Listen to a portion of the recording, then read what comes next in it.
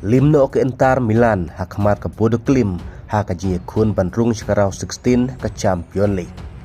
Bat ke Inter Milan mentah kelad duno bandrung sekarau 16 Champion League kat ba ke Bodo Klim kat ke tim peningkong du na Norway. Kepala yorung sekarau 16 Champion League dan du usnem kat knespa kendai kuah. Bat ke Bodo Klim kat ke tim ke Kleinbor sisa mentah ke ayom kepala laru wat ban penlim ya ke Manchester City da laila wekol, ya ke Atletico Madrid da arla wekol, ya ke Inter Milan da laila wekol, bat ne haka second leg ya ke Inter Milan da arla wekol. Kumta watla da ke Inter Milan ka dona klidu haka mijikan poin haka Serie A. Henry mentak lan duno pat pan jorung syakarau 16 ke Champion League. Ka Atletico Madrid ru aklay yorung sekarau 16 Champion League.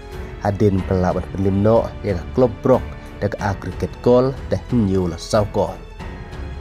Nang takan Newcastle United klarung sekarau 16 bakal laban penlimno yang Karabakh dak aggregate goal dak kendai la laikol.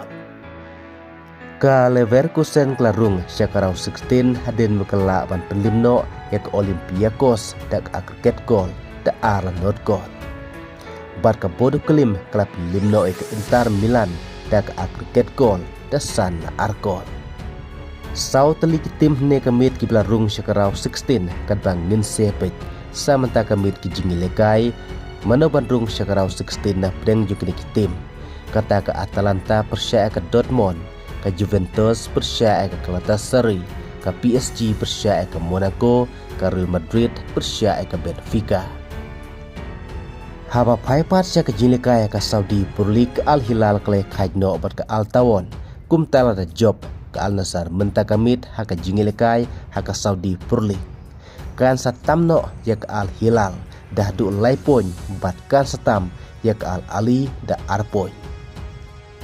Namar menta ke Al Ali kladon santun rupoin ke Al Nassr san poin ke Al Hilal san poin. Bat ka jilika jung ke Al Nassr menta kamit kadai persya ya ke KSA haka por kat arsitek. Lada japak Al Nassr kan job menta kamit kata kamut kladon biang hakadan kepan ningkong haka mijikan poin ke ban satam lai poin sendon di ke Al Hilal bat ar poin ya ke Al Ali. Kublai sibun.